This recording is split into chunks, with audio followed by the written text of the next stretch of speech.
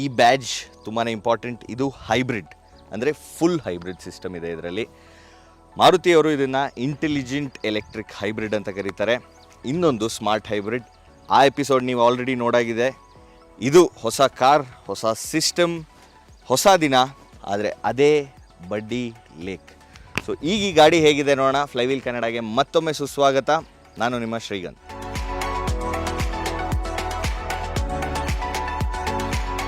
ಈಗ ಸ್ಪೆಸಿಫಿಕೇಷನ್ಸ್ ಬಗ್ಗೆ ಮಾತಾಡೋಣ. ಸುಮಾರು ನಂಬರ್ಸ್ ಇದೆ, ನಂಗೆ ನೆನಪಿಲ್ಲ ಅಂದರೆ ಫೋನ್ ಓಪನ್ ಮಾಡ್ಕೊಂಡು ಓದಿ ಹೇಳ್ತೀನಿ. ಮೊದಲು ಇದರ ಎಂಜಿನ್ ಬಗ್ಗೆ ಮಾತಾಡೋಣ. ನಿಮಗೆ 1.5 litre K series petrol engine ಬರುತ್ತೆ. ಆದರೆ ಒಂದು ಡಿಟ್ಯೂನ್ಡ್ ಸ್ಟೇಟಲ್ಲಿ 92 PS ಪವರ್ ಹಾಗೂ 122 ನ್ಯೂಟನ್ ಮೀಟರ್ಸ್ ಟಾರ್ಕ್ ಜೊತೆ ಬರುತ್ತೆ. ಏನಕ್ಕೆ ಅಂದರೆ ಒಂದು ಫುಲ್ ಎಲೆಕ್ಟ್ರಿಕ್ ಮೋಟರ್ ಡ್ರೈವ್ ಮಾಡುತ್ತೆ. ವೀಲ್ಸ್ನ ಒಂದು full lithium ion battery set ಇದೆ. ಇದು ಆ್ಯಕ್ಚುಲಿ 115 PS ಪವರ್ ಕೊಡುತ್ತೆ. ಅಂದರೆ 85 ಕಿಲೋವ್ಯಾಟ್ ಪೀಕ್ ಔಟ್ಪುಟ್ ಇದೆ ಮೋಟರ್ದು. 141 newton metre peak torque. So ನಿಮಗೆ ಗೊತ್ತಿರೋಂಗೆ power direct delivery. So engine ಪಕ್ಕದಲ್ಲಿ ಒಂದು ಬ್ಯಾಟ್ರಿ ಹಾಗೂ ಈ ಎಂಟೈರ್ ಸಿಸ್ಟಮ್ ಮ್ಯಾನೇಜ್ ಮಾಡೋಕ್ಕೊಂದು ಯೂನಿಟ್ ಇದೆ. ಅದು ನಿಮಗೆ ಬೇಕಾದಂಗೆ ಬ್ಯಾಲೆನ್ಸ್ ಮಾಡ್ಕೊಂಡು ಯೂಸ್ ಮಾಡುತ್ತೆ. ಹೇಗೆ ಅಂದರೆ ಫಾರ್ ಎಕ್ಸಾಂಪಲ್ ನನಗೆ ಗಾಡಿ ಸ್ಟಾರ್ಟ್ ಮಾಡಿದ ತಕ್ಷಣ ಸ್ವಲ್ಪ ಮೂವ್ ಆಗೋಕ್ಕೆ ನನಗೆ ಎಂಜಿನ್ ಆನೇ ಇರಲ್ಲ, ಬರೀ ಮೋಟರಲ್ಲೇ ಪುಷ್ ಮಾಡುತ್ತೆ. ಆಮೇಲೆ ನೀವು ಯಾವಾಗ ಓಡಿಸ್ತಿದ್ದೀರಾ ನೋಡಿಕೊಂಡು ಎಂಜಿನ್ ರನ್ ಆಗಬೇಕಾದ್ರೆ, ಮೋಟರ್ ರನ್ ಆಗಬೇಕಾದ್ರೆ, ಇಂಟರ್ನಲ್ ಕಂಬಷನ್ ಎಂಜಿನ್ ರನ್ ಆಗಬೇಕಾದ್ರೆ ನಿಮಗೆ ಬ್ಯಾಟ್ರಿ ಚಾರ್ಜ್ ಆಗೋಕ್ಕೆ ಸ್ಟಾರ್ಟ್ ಆಗುತ್ತೆ. ಸೊ ಇದೇನಾಗುತ್ತೆ ಅಂದರೆ ಸೆಲ್ಫ್ ಚಾರ್ಜಿಂಗ್ ಅಂತ ಹೇಳ್ಬೋದು. ಸೊ ನಿಮಗೆ ಏನು ಪ್ಲಗ್ ಮಾಡಿ ಚಾರ್ಜ್ ಬೇಕಾಗಿಲ್ಲ. ಇದು ಕಂಪ್ಲೀಟ್ ಹೈಬ್ರಿಡ್ ಸಿಸ್ಟಮ್. ಇದ್ರದ್ದು claimed mileage 28 kilometres per litre. ಇನ್ನೊಂದು ಏನು ವ್ಯತ್ಯಾಸ ಅಂದರೆ ನಿಮಗೆ ಬೂಟ್ ಸ್ಪೇಸ್ ಕಮ್ಮಿ ಆಗುತ್ತೆ ಹೈಬ್ರಿಡಲ್ಲಿ. ನಿಮಗೆ ಬ್ಯಾಟ್ರೀಸ್ ಮತ್ತು ಇದರ ಸಿಸ್ಟಮ್ ಇಲ್ಲಿ ಬರುತ್ತೆ. ಸೊ ಆ ಯೂನಿಟ್ಟು ಒಂದೇನು ಅಡ್ವಾಂಟೇಜ್ ಮಾಡಿದ್ದಾರೆ ಅಂದರೆ ಸುಮ್ಮನೆ ಹಾಗೆ ಬಿಡೋಕ್ಕಿಂತ ಇಲ್ಲೊಂದು ಸ್ಪೇಸ್ ಕೊಟ್ಟಿದ್ದಾರೆ. ಸೊ ಇಲ್ಲಿ ನೀವು ಛತ್ರಿ ಅಂಥದ್ದೇನಾದರೂ ಇಡ್ಬೋದು. ಇದರ ಅಡೀಲಿ ಬರೀ ಜಾಕ್ ಅವೆಲ್ಲ ಬರುತ್ತೆ ಅಷ್ಟೇ, ಟೂಲ್ಸು. ನಮಗೆ ಮೈಲ್ಡ್ ಹೈಬ್ರಿಡಲ್ಲಿ ನೀವು ನೋಡಿದ್ದು ಇಲ್ಲೇ ಆ್ಯಕ್ಸೆಸ್ ಇತ್ತು ಸ್ಪೇರ್ ವೀಲ್ಗೆ, ಆದರೆ ಇದರಲ್ಲಿ ಇಲ್ಲಿ ಕೆಳಗಡೆ ಬರುತ್ತೆ ವೀಲ್. ಸೊ ಇದೊಂದು ಮೇಜರ್ ವ್ಯತ್ಯಾಸ. ಹಾಗೆಯೇ ನಾವು ನಿನ್ನೆ ಓಡಿಸಿದ್ದು ಫುಲ್ ಟಾಪ್ ಆ್ಯಂಡ್ ವೇರಿಯಂಟ್ ಅಲ್ಲ. ಸೊ ಕೆಲವು ಫೀಚರ್ಸ್ ಇದರಲ್ಲಿ ಎಕ್ಸ್ಟ್ರಾ ಇದೆ, ಅದೇನೇನು ಅಂತ ತೋರಿಸ್ತೀನಿ ಬನ್ನಿ. ಈಗ ಇದರಲ್ಲಿ ಕೆಲವು ಫೀಚರ್ ಚೇಂಜಸ್ ಅಂದರೆ ಫಸ್ಟ್ ನೀವು ನೋಟಿಸ್ ಮಾಡೋದು ಆಟೋಮ್ಯಾಟಿಕ್ ಟ್ರಾನ್ಸ್ಮಿಷನ್ ಬರುತ್ತೆ. ಇದನ್ನು CVT ಅಂತ ಕರೀತಾರೆ. ನಾರ್ಮಲ್ CVT ಅಲ್ಲ, because it also drives an electric motor. ಇಷ್ಟೊತ್ತು EV ಮೋಡಲ್ ಇತ್ತು, ಎಂಜಿನ್ ಸ್ಟಾರ್ಟ್ ಆಗಿದ್ದ ಶಬ್ದನೂ ಕೇಳಿರ್ಬೋದು. ಎಕ್ಸ್ಟ್ರಾಸ್ ಏನೇನು ಬರುತ್ತೆ ಅಂದರೆ full EV mode actually select ಮಾಡ್ಕೊಂಡು ಓಡಿಸ್ಬೋದು. ಡ್ರೈವ್ ಮೋಡಲ್ಲಿ ಪವರ್ ಹಾಗೂ ಇಕೋ ಮೋಡ್ಸ್ ಇದೆ. ಇನ್ಸ್ಟ್ರೂಮೆಂಟ್ ಕ್ಲಸ್ಟರ್ ನಮಗೆ ಕಂಪ್ಲೀಟ್ ಡಿಜಿಟಲ್ ಬರುತ್ತೆ. ಇದರಲ್ಲಿ ಸೆಂಟರ್ ಒಂದು MMID ಡಿಸ್ಪ್ಲೇಯಲ್ಲೇ ನಿಮಗೆ ಈ ಥರ ಬರುತ್ತೆ. ಈ ಕಡೆ temperature, fuel, power mode, eco mode, ಇದು ಹೇಗೆ ಯೂಸ್ ಆಗ್ತಿದೆ ಬ್ಯಾಟ್ರಿ ಅನ್ನೋದು ನಿಮಗೆ ಗೊತ್ತಾಗುತ್ತೆ. ಈ ಚಾರ್ಜ್ ಏರಿಯಾಗೆ ಹೋದರೆ ಬ್ಯಾಟ್ರಿ ಚಾರ್ಜ್ ಆಗ್ತಾ ಇದೆ ಅಂತ ಅರ್ಥ. ಸೊ ಅದು ಮೋಡ್ ಚೇಂಜ್ ಮಾಡ್ದಂಗೆ ಕಲರ್ ಕೂಡ ಲೈಟಾಗಿ ಚೇಂಜ್ ಆಗುತ್ತೆ to give it that extra effect.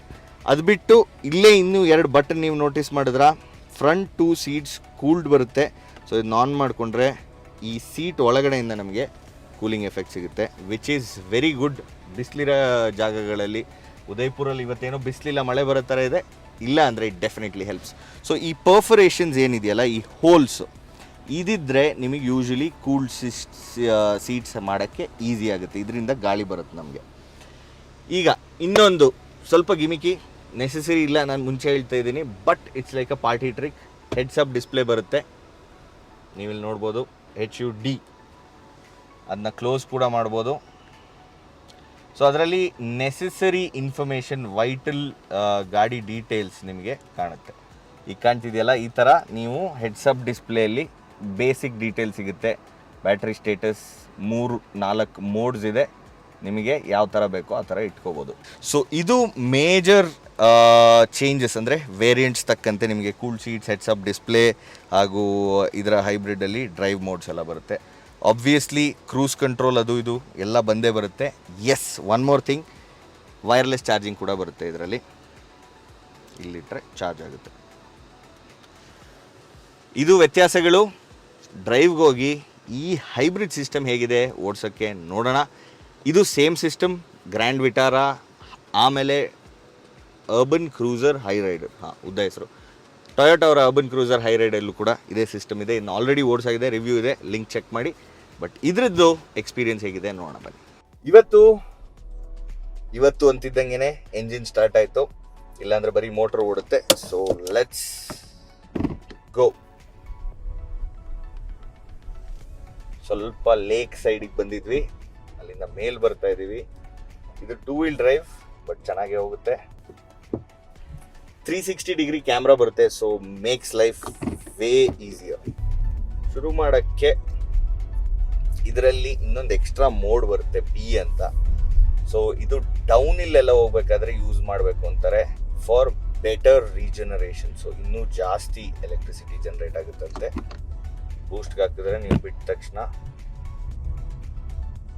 Regeneration ಜಾಸ್ತಿ ಆಗುತ್ತೆ, ಗಾಡಿ ಬೇಗ ಸ್ಲೋ ಆಗುತ್ತೆ. ಸೊ ಡ್ರೈವ್ ಮೋಡಲ್ ಹಂಗಿರಲ್ಲ. ಗಾಡಿದು ಎಲ್ಲ ಆಸ್ಪೆಕ್ಟ್ಸ್ ಹಿಂದಿನ ವಿಡಿಯೋಲಿದೆ, ಸೊ ಆ ವಿಡಿಯೋ ನೋಡಿಲ್ಲ ಅಂದರೆ ಚೆಕ್ಔಟ್ ಮಾಡಿ. ಅದರಲ್ಲಿ ಕಂಪ್ಲೀಟ್ ಎಕ್ಸ್ಟೀರಿಯರ್ಸ್, ಇಂಟೀರಿಯರ್ಸ್ ಹಾಗೂ ಮ್ಯಾನ್ಯುಯಲ್ ಏನಿದೆ ಸ್ಮಾರ್ಟ್ ಹೈಬ್ರಿಡ್ ಸಿಸ್ಟಮ್ ಅದರದ್ದು ಫುಲ್ ಡೀಟೇಲ್ ರಿವ್ಯೂ ಇದೆ. ಇದು ಸೆಕೆಂಡ್ ಎಪಿಸೋಡ್.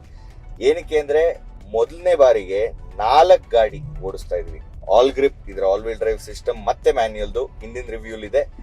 ಇದರಲ್ಲಿ ಫುಲ್ ಇಂಟೆಲಿಜೆಂಟ್ ಹೈಬ್ರಿಡ್ ಸಿಸ್ಟಮ್ ಏನಿದೆ, ಇಂಟೆಲಿಜೆಂಟ್ ಎಲೆಕ್ಟ್ರಿಕ್ ಹೈಬ್ರಿಡ್ ಅಂತ ಕರೀತಾರೆ, ಇದು plus automatic version normal smart hybrid ಅಲ್ಲಿ ಎರಡನ್ನೂ ಓಡಿಸ್ತಾ ಇದೀವಿ. ಸೊ ಈ ವಿಡಿಯೋಲಿ ಬರೀ ಇದರ ಇಂಟೆಲಿಜೆಂಟ್ ಹೈಬ್ರಿಡ್ ಸಿಸ್ಟಮ್ ಬಗ್ಗೆ ಮಾತಾಡೋಣ.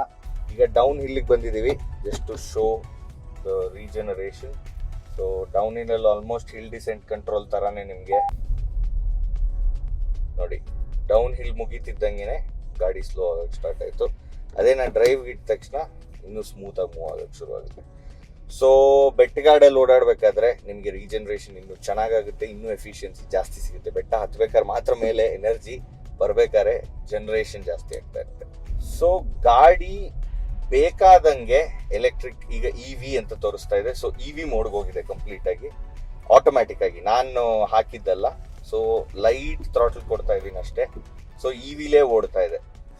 ಈ ಟೈಮಲ್ಲಿ ನಮಗೆ ಪೆಟ್ರೋಲ್ ಉಳಿತಾಯ ಆಗುತ್ತೆ. ಈಗ ನೋಡಿ ಇವಿಲೇ ಇದೆ 25 km/h, 30 ಲೈಟಾಗಿ ಒತ್ತಿದ್ದೀನಿ ಆಕ್ಸಿಲೇಟರ್. ಸೊ ಬೇಕಾಗಿಲ್ಲ ಎಕ್ಸ್ಟ್ರಾ ಎನರ್ಜಿ.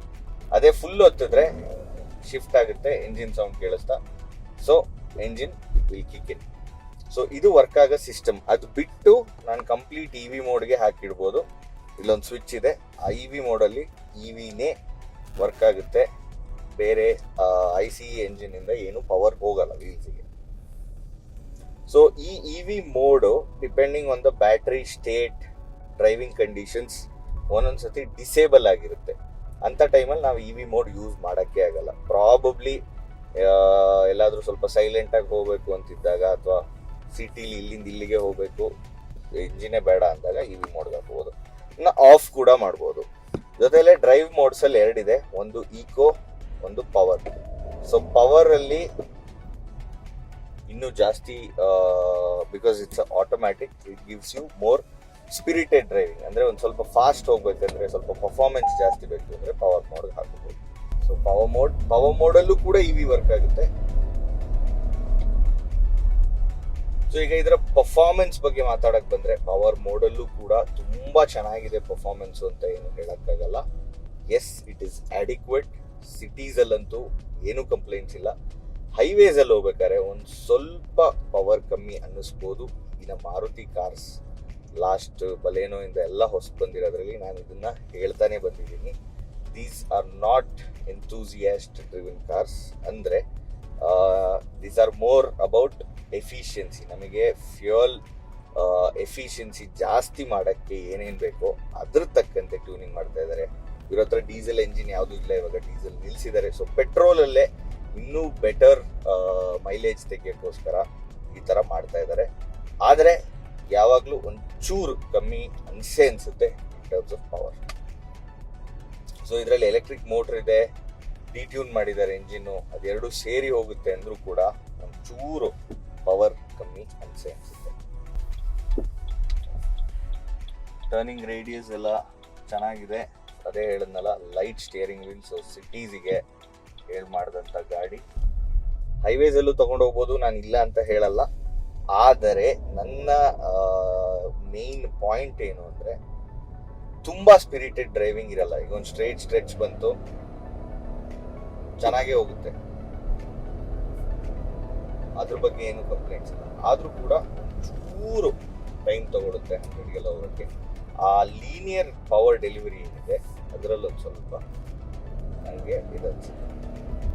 ಪವರ್ ಮೋಡಲ್ಲಿ ಇದ್ರೆ it's on higher revs, higher RPM ಅಲ್ಲೇ ಇರುತ್ತೆ ಯಾವಾಗಲೂ. ತೆಗಿಯೋಣ, ಇಕೋ ಮೋಡ್ಗೆ ಹಾಕೋಣ.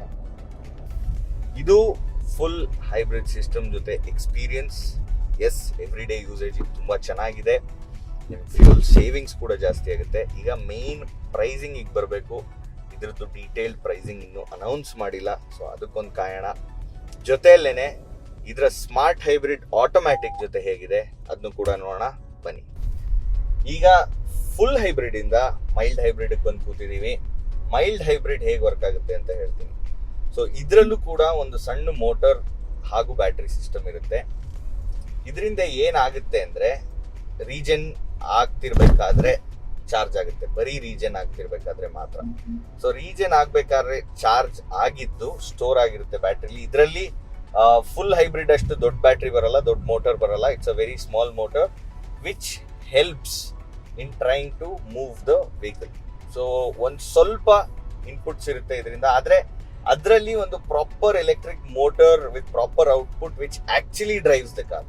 ಇದರಲ್ಲಿ ಅಸಿಸ್ಟ್ ಮಾಡುತ್ತೆ ಅಷ್ಟೇ, ಅಂದರೆ ಒಂದು ಸ್ವಲ್ಪ ಎಕ್ಸ್ಟ್ರಾ ನಿಮಗೆ ಪವರ್ ಡೈರೆಕ್ಟ್ ಆಗಿ ವೀಲ್ಸಿಗೆ ಕೊಡುತ್ತೆ.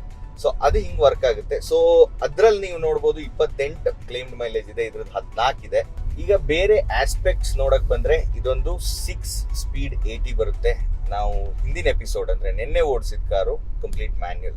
ಇದ್ರಲ್ಲಿ ಏನ್ ಮಾಡಿದ್ದಾರೆ ಅಂದ್ರೆ ಇವಾಗ ಕೆಲವು ಫೀಚರ್ಸ್ ಬರೀ ಪ್ಲಸ್ ಅನ್ನೋ ವೇರಿಯಂಟ್ ಅಲ್ಲಿ ಕೊಟ್ಟಿದ್ದಾರೆ. So sigma delta alpha zeta ಅಂತಿದೆಯಲ್ಲ, ಸೊ ಅಲ್ಲ zeta alpha top end, alpha ಮತ್ತೆ ಝೆಟಾಗಳಲ್ಲಿ ಪ್ಲಸ್ ಅನ್ನೋದೊಂದೊಂದು ಆಪ್ಷನ್ ಕೊಟ್ಟಿದ್ದಾರೆ.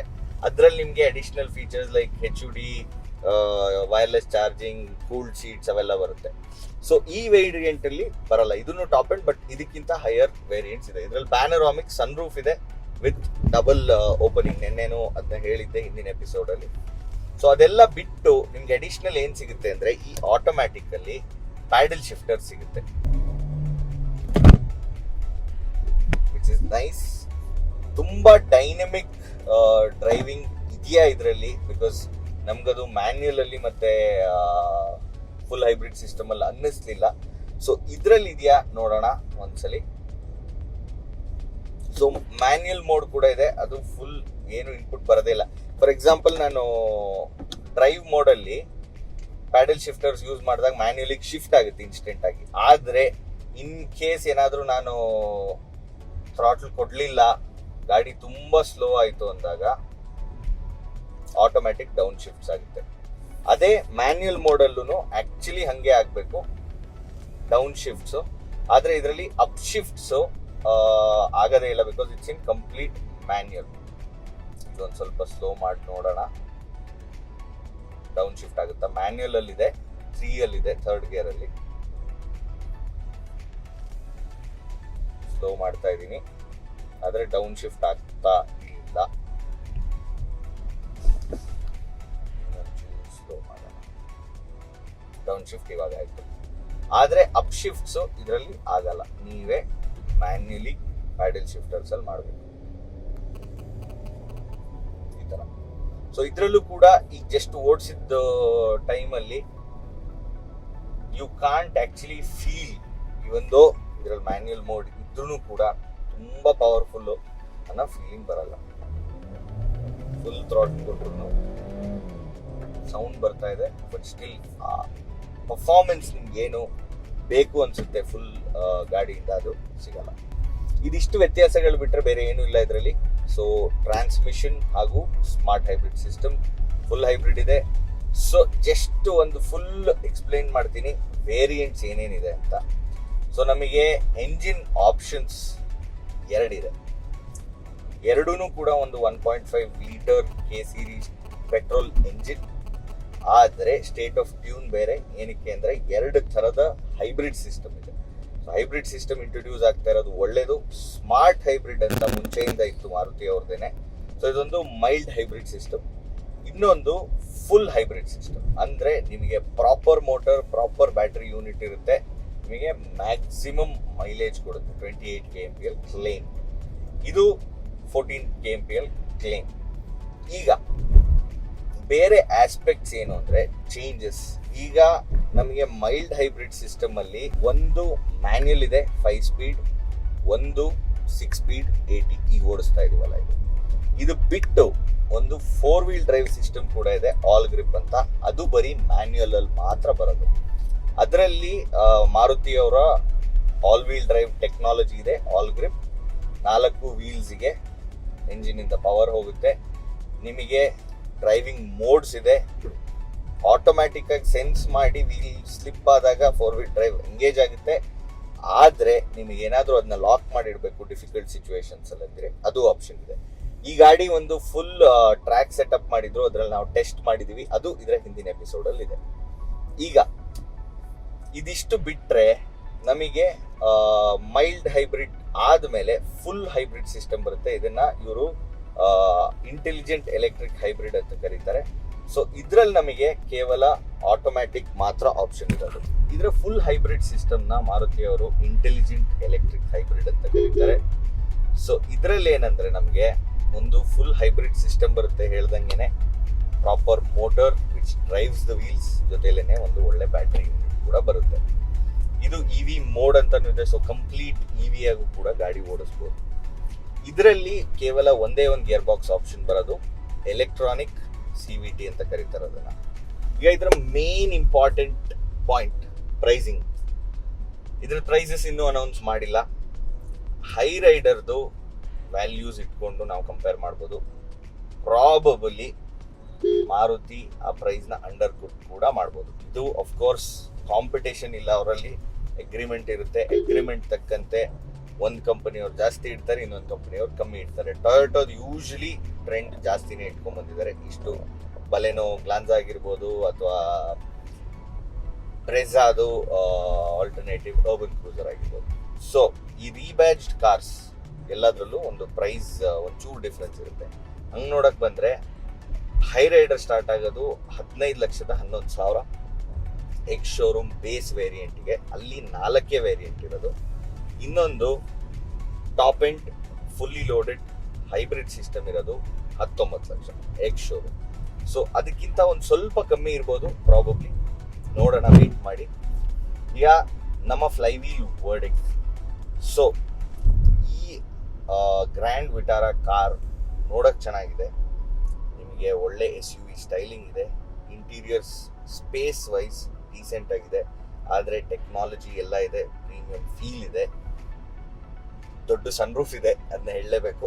ಆಮೇಲೆ ಇನ್ ಟರ್ಮ್ಸ್ ಆಫ್ ಹ್ಯಾಂಡಲಿಂಗ್ ನಿಮಗೆ ಓವರ್ ಆಲ್ ಸಿಟಿಗಂತೂ ಹೇಳಿ ಮಾಡಿಸಿದಂಥ ಗಾಡಿ. Because it's very light, very nimble, ಈಸಿಯಾಗಿ ಓಡಿಸ್ಬೋದು.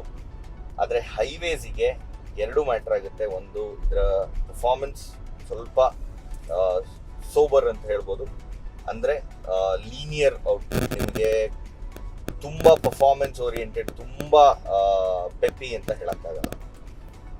ಆದರೆ ಬೆಸ್ಟ್ ಪಾರ್ಟ್ ಅಂದರೆ ಇದರ ಮೈಲೇಜ್. ಸೊ ನಿಮಗೆ 28 ಕಿಲೋಮೀಟರ್ ಏನಾದ್ರು ಮೈಲೇಜ್ ಕೊಡುತ್ತೆ ಅಂದರೆ ಗುಡ್ ನಂಬರ್ಸ್. ಪೆಟ್ರೋಲ್ ಕಾರಲ್ಲಿ ಅದು, especially for a car of this size. So over all ಈ ಗಾಡಿ ಮ್ಯಾಕ್ಸಿಮಮ್ ಸಿಟಿ ಯೂಸ್ ಮಾಡೋರು, ಎವ್ರಿ ಡೇ ಟ್ರಾವೆಲ್ ಮಾಡೋರಿಗೆ ತುಂಬಾನೇ ಕನ್ವೀನಿಯೆಂಟ್ ಆಗಿರುತ್ತೆ. With smart hybrid and full hybrid systems, mileage ಕೂಡ ಚೆನ್ನಾಗಿದೆ ಫಾರ್ ಪೆಟ್ರೋಲ್ ಕಾರ್. ಇದನ್ನ ಹೇಳ್ತಾ ಈ ವಿಡಿಯೋನ ಎಂಡ್ ಮಾಡ್ತೀನಿ. ಮತ್ತೊಂದು ವಿಡಿಯೋಲಿ ಸಿಗೋಣ. ಇಂಥದ್ದೇ ರಿವ್ಯೂಸಿಗೆ ಫ್ಲೈವೀಲ್ ಕನ್ನಡಕ್ಕೆ ಸಬ್ಸ್ಕ್ರೈಬ್ ಮಾಡೋದು ಮರಿಬೇಡಿ. ಶ್ರೀಗಂಧ್ ಸೈನಿಂಗ್ ಆಫ್.